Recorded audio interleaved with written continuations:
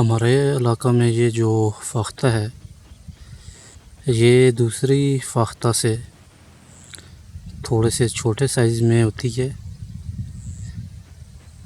इसका साइज़ दूसरी फ़ाख्ता से कदरे छोटा होता है, तो